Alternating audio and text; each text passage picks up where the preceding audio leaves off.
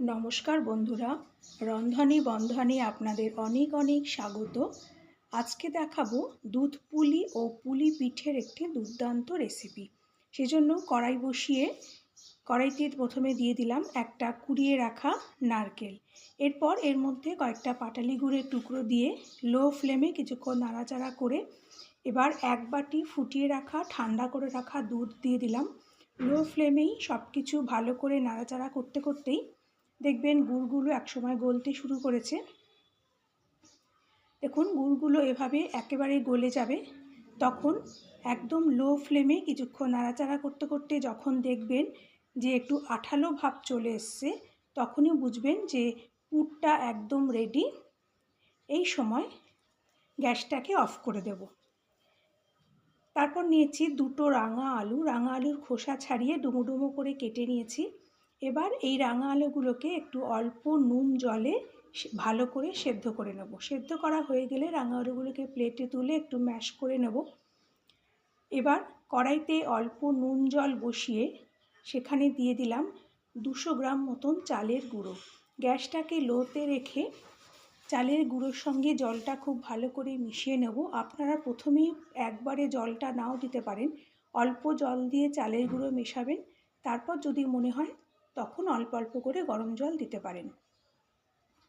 লো ফ্লেমে এভাবে চালের গুঁড়োর সঙ্গে জলটাকে ভালো করে মিশিয়ে নেব। কিছুক্ষণ নাড়াচাড়া করতে করতে দেখুন এরকম একটু মন্ড মতন যখন হয়ে যাবে, তখন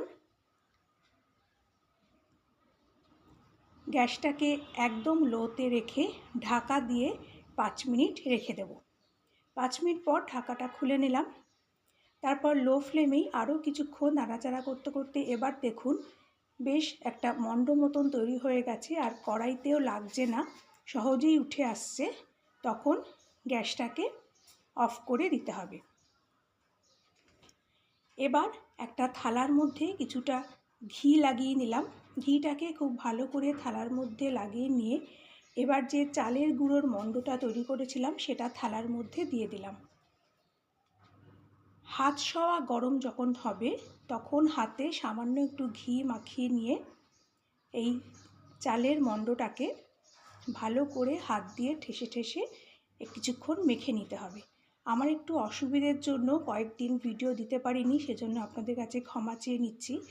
এবার যে রাঙা আলু সেদ্ধটা রেখেছিলাম সেটা চালের গুঁড়োর মধ্যে মিশিয়ে দিলাম। তারপর দুটো একসঙ্গে খুব ভালো করে মেখে নিতে হবে। এই সময় মাখতে মাখতে যদি মনে হয় স্টিকি লাগছে, হাতে লেগে যাচ্ছে, তখন হাতের মধ্যে একটু গরম জল দিয়ে আবার মেখে নেবেন, তাহলে স্টিকি ভাবটা অনেক কমে যাবে। প্রায় 7-8 মিনিট ধরে এভাবে ঠেসে ঠেসে মেখে নেওয়ার পর এবার দেখুন ডোটা কিন্তু বেশ সেট হয়ে গেছে, থালাতে আর লেগে আসছে না। এই সময় ডোটাকে একটা ভিজে কাপড় দিয়ে প্রায় 6-7 মিনিট ঢেকে রেখে দেব। 6-7 মিনিট পর কাপড়টা তুলে নিয়ে আবার একটু ঠেসে নেব। দেখুন এখন কিন্তু ডোটা অনেকটাই সেট হয়ে গেছে, হাতের মধ্যে বেশি লাগছে না। যদি লাগে এই সময় আবার একটু গরম জলে হাত দিয়ে একটু মেখে নেবেন। তারপরে অল্প অল্প ছোটো ছোটো করে লেচি কেটে নিতে হবে। যেরকম সাইজের পুলি বানাবেন সেরকম সাইজের লেচি কেটে নেবেন। সবকটা লেচি আমার তৈরি করা হয়ে গেছে, থালার মধ্যে রেখে দিয়ে এবার লেচিগুলোকেও একটা ভিজে কাপড় দিয়ে ঢেকে দিলাম। তারপর এখান থেকে একটা একটা করে লেচি নিয়ে মাঝখানে একটা বাটির শেপ করে নেব। তারপর দিয়ে দেব অল্প করে একটু পুরটা দিয়ে খুব ভালো করে মুখটা আঙ্গুল দিয়ে চেপে চেপে আটকে দিতে হবে, যাতে পুরটা বাইরে বেরিয়ে না আসে। সেই জন্য বেশ ভালো করে মুখটা আটকে দেব। এটা আপনারা সবাই পারেন, কারণ আমরা মোমো এভাবেই তৈরি করি। মুখটা আটকে দিয়ে তারপরে সাইডগুলো মুড়ে মুড়ে আরও ভালো করে সিল করে দেব। এতে কি হবে, মুখটাও খুব ভালো করে সিল করা হবে আর পুলিগুলো দেখতেও বেশ সুন্দর হবে। এইভাবে আপনারা পুলিগুলো তৈরি করে নিতে পারেন। আমি আরেক রকমভাবেও দেখিয়ে দিচ্ছি, যেটা আপনাদের ভালো লাগে সেরকম করেই আপনারা তৈরি করে নিতে পারেন। একইভাবে বাটির মতন তৈরি করে ভেতরে পুর দিয়ে মুখটাকে খুব ভালো করে প্রথমে সিল করে দেব। আর এই সময় যদি হাতে একটু লেগে যায় তাহলে হাতটা একটু গরম জলে চুবিয়ে নিয়ে আবার তৈরি করবেন, তাতে দেখবেন হাতে আর লাগবে না। আরেক রকম শেপেরও দেখিয়ে দিলাম, যেটা আপনাদের পছন্দ হয় আপনারা সেভাবেই তৈরি করে নিতে পারেন। আমার রেসিপিগুলো আপনাদের ভালো লাগলে চ্যানেলটাকে প্লিজ সাবস্ক্রাইব করে দেবেন, পাশে থাকা বেল আইকনটাও প্রেস করে দেবেন, যাতে পরবর্তী রেসিপিগুলো আপলোড করলে তার নোটিফিকেশান সঙ্গে সঙ্গে আপনাদের কাছে পৌঁছে যায়। দুটো পুলির শেপই খুবই ইজি, খুবই সহজ, আপনারা সবাই করতে পারবেন। সবকটা পুলি এভাবে তৈরি করে নেব।